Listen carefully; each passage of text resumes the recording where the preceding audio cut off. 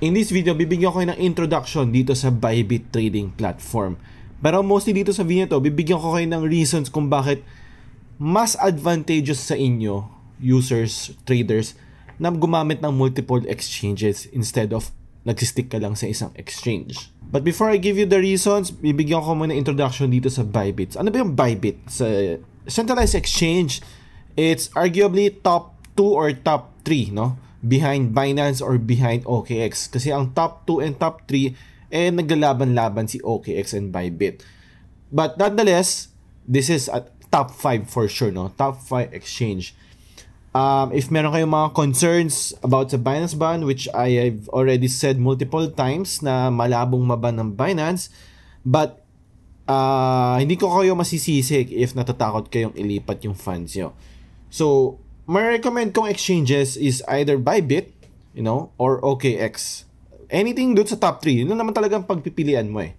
So, pwede din sa Bybit, kasi marami din sila mga features na meron sa Binance na magiging familiar ka dito sa Bybit. Like for example, meron silang P2P, no? Available din ang Philippines dito sa P2P. So, kung gusto mo mag-buy and sell, or gusto mo mag-cash in or mag-cash out, convenient ang Bybit para sa inyo. Kasi nga, meron tayong mga local merchants, no? Mga Pinoy na merchants dito na willing bumili ng USDT mo at willing magbenta ng USDT nila. Okay? So, wala kang magiging problem pagdating sa cash in, cash out. Or, pwede kang gumamit ng crypto deposit or maybe card. If meron kang credit card. Ayan. Dito wala tayong PHP dito eh. So, meron. Oh, okay. So, Google, ayan, ito yung mga available payment methods, no? Kung ayaw mo gamitin yung P2P, you can use credit card, you can use Google Pay, bank transfer, or even yung mga other local exchange, Coin.ph, mali pa yung spelling. BDO, Cbank, ayan, just mga third party na mas malaki yung mga fees yan eh. So, pwede, convenient, no? Next is, of course, spot trading, futures trading, yun ang mahal na mahal nyo. Even in convert, no? Kung ayaw na dumaan sa mga chart, you know, ayaw mo na tignan yung mga analysis, meron tayong diretsuhan convert dito. If gusto mag-spot, buy and hold assets, buy Bitcoin, buy Ethereum, then hold mo lang yung assets mo sa wallet mo, meron din sila dito spot wallet. Or kung gusto mong medyo mag-gamble ka, USD perpetual. You know, yung pinakalam natin, long, short, tas meron tayong leverage, meron din dito. So, again, halos lahat ng meron sa Binance, meron na rin dito. So, if maglilipat ka sa ibang exchange, or iiwan mo talaga yung Binance, or may bala kang balikan, it's up to you, hindi ka mahihirapan sa adjustment. Okay? Meron din tayong copy trading. No? So, mahilig dyan mag-copy trade. Walang oras mag-trade. Again, ulitin ko lang kasi marami nagsasabi na passive income daw tong copy trading. It's not. Okay? It's not a passive income, no? Hindi porke nag-copy ka sa nakikita mo isang trader dito na napakaganda ng stats, lagi na nanalo, sure win ka na. Okay? Kasi ang napansin ko nga pagdating sa copy trading, na-mention ko na sa previous video, medyo dinadaya nila yung statistics. So, hindi to passive income, hindi to sure win. Okay? Pero kung wala kang oras mag-trade, no? May work ka, may daytime job ka, maybe try ka, maglagay ka ng konting USDT dito sa mga lead traders. Next, earn. You know, staking, farming. Yung mga narinig mong mga words sa crypto. At kumbaga ito yung sa crypto term, or sa traditional world, no, sa banks, if nagde-deposit tayo or naglalagay tayong pera sa bangko natin, nagkakaroon tayo ng interest. Binabayaran tayo ni bangko na maglagay ng pera sa kanila. Pero, syempre, napakalit lang yun. Wala pang 1% interest yun, no? Hindi worth it, no? Kumbaga, natatalo ka sa inflation.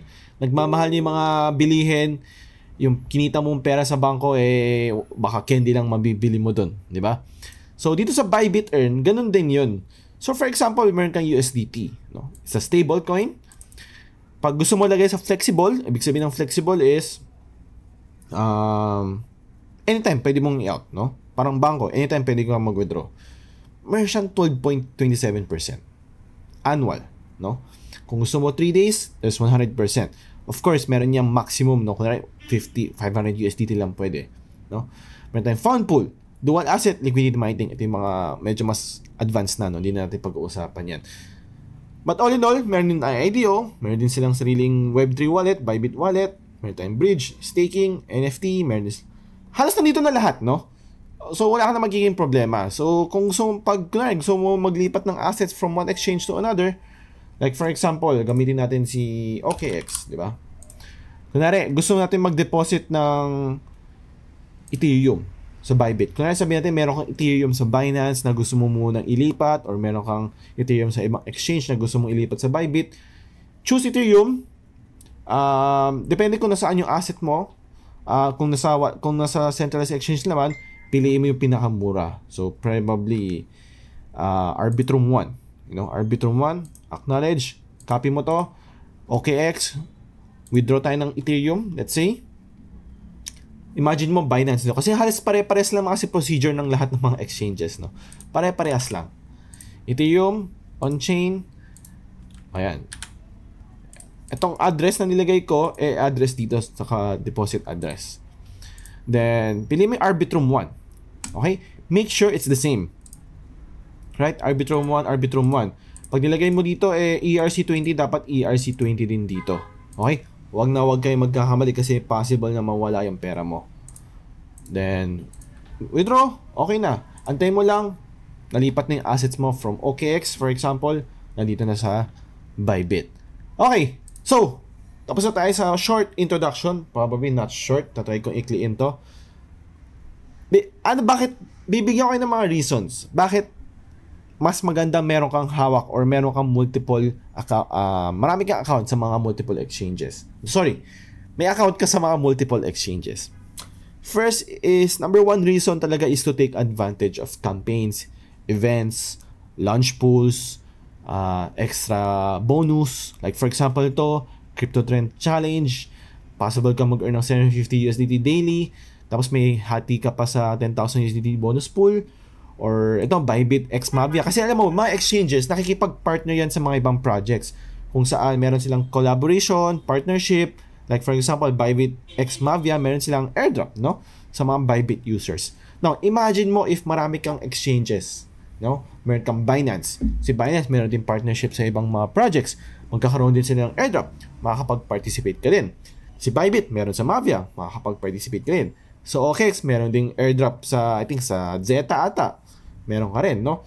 So, yun yung biggest advantage mo na meron kang multiple accounts. Kasi itong mga exchanges to, naglalaban-laban yan, no? Competitors sila magkakalaban sila. So, pagandahan sila ng mga events, pagandahan sila ng pagbibigay ng mga free money, mga prizes sa mga users. So, wala namang masama kung isasali mo lahat ng mga events ng bawat exchanges, di ba? Kumbaga, advantageous yun sa inyo, no? Walang talo yun sa inyo. So, kunyari, merong yung USDT challenge sa Bybit, dilipat mo muna yung USDT mo sa ibang exchange papunta dito mo gamitin para magkaroon ka ng rewards. Or kunyari, ganito din sa OKX, meron silang campaign doon na kailangan mong gumamit ng certain assets. So, yung assets mo sa Bybit, pwede mo ilipat doon, mag-trade ka doon para meron ka makuha ang rewards. Okay? Second reason is, there are times, no? Pag nag-withdraw tayo ng assets or nagde-deposit tayo, there are times na may isang exchange na nagbe-maintenance. Like, again, for example, ginawa rin ka ng Ethereum. Okay, gusto natin Arbitrum lang. For example, dito sa base mainnet, nakalagay dito is congested. Ibig sabihin, matatagal lang yung pag-transfer ng pera. There will be times na may mga ibang networks ay nakalagay ay suspended. Ibig sabihin, hindi mo magagamit. Hindi mo magagamit. So, hindi mo malilipat yung funds mo temporarily. Yun yung mga pangit sa mga ibang exchanges. That's why, it's good then na gumamit ka ng exchanges kung saan hindi suspended yung network.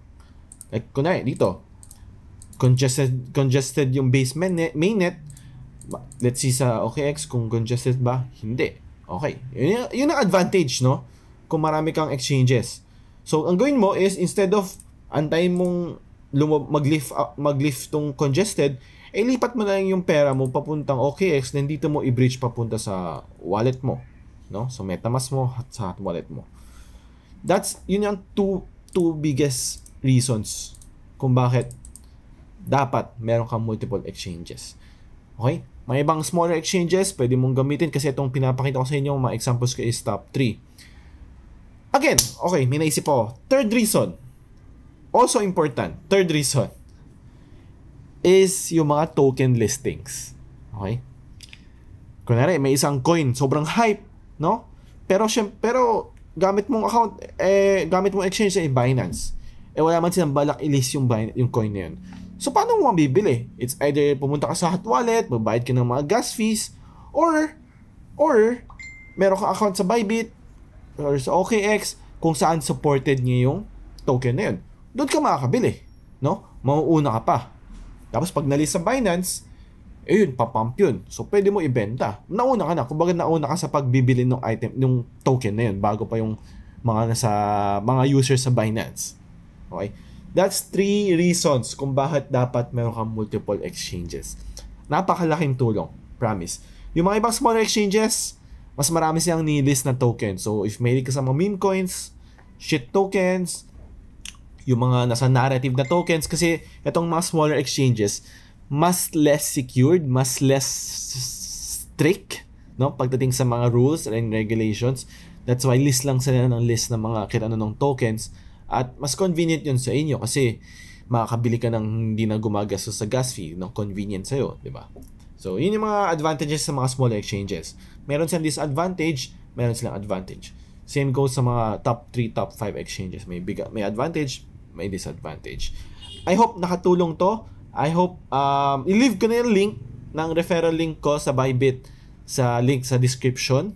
Okay, that's meron yung 10% na discount lifetime. No? Usually lahat naman ng mga referral links ngayon may ganun eh. Huwag kayong kukuha ng referral links na walang discount para sa inyo because there are some people who do that. Okay? Iwasan natin 'yon. Okay, i-leave ko yung link sa description. Thank you. Bye-bye.